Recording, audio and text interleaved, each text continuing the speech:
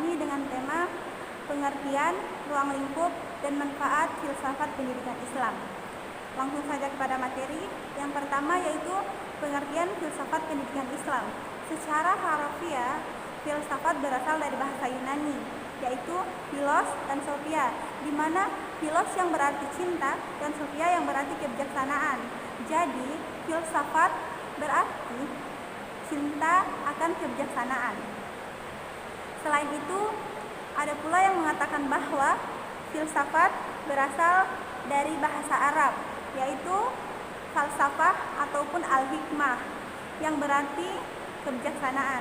Jadi, orang yang mencari ataupun mencintai kebijaksanaan itu disebut filsuf. Nah, beberapa definisi filsafat dapat dikemukakan sebagai berikut. Yang pertama, filsafat adalah proses pencarian kebenaran dengan cara menelusuri hakikat dan sumber kebenaran secara sistematis, logis, kritis, dan rasional. Alat yang digunakan untuk mencari kebenaran adalah akal, yang merupakan sumber utama dalam berpikir. Yang kedua, filsafat adalah pengetahuan tentang cara berpikir terhadap segala sesuatu atau sekalian alam. Yang ketiga, filsafat adalah penggambaran alam pikir manusia.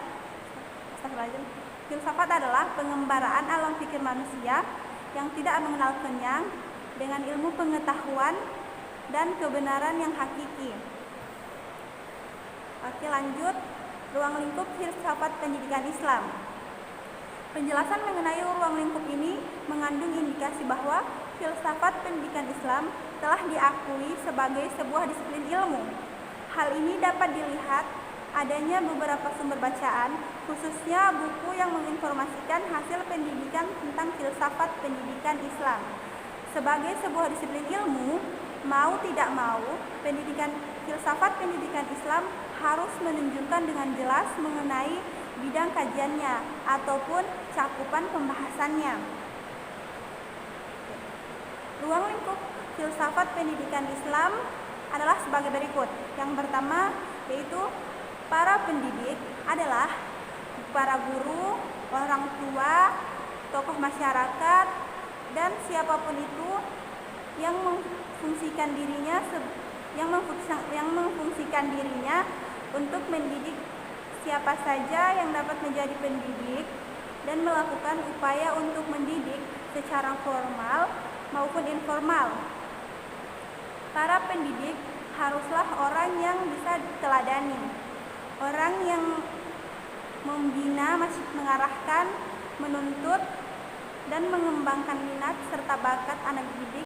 Yang kedua, materi pendidikan yaitu bahan-bahan atau pengalaman-pengalaman yang disusun sedemikian rupa dengan susunan yang lazim dan logis untuk disajikan atau disampaikan kepada anak didik. Kegunaan filsafat secara umum ialah untuk memperoleh pengertian atau makna dan untuk menjelaskan gejala atau peristiwa alam dan sosial. Itu berarti orang-orang yang berfilsafat harus berpikir objektif atas hal-hal yang objektif, bukannya menghayal. Filsafat pendidikan Islam menurut Profesor Muhammad Atiyah Abrashi dalam kajiannya tentang pendidikan Islam telah menyimpulkan beberapa kegunaan yang asasi bagi pendidikan Islam, yaitu 1. Dapat membantu pembentukan akhlak yang mulia. 2. Berguna untuk persiapan kehidupan dunia dan kehidupan akhirat. Pendidikan Islam tidak hanya menaruh perhatian pada segi keagamaan saja dan tidak hanya menaruh perhatian dari segi keduniaan saja, tetapi ia menaruh perhatian pada keduanya sekaligus. Baiklah, demikian presentasi dari saya. Lebih dan kurangnya saya mohon maaf. Billahi taufiq wal hidayah. Wassalamualaikum warahmatullahi wabarakatuh.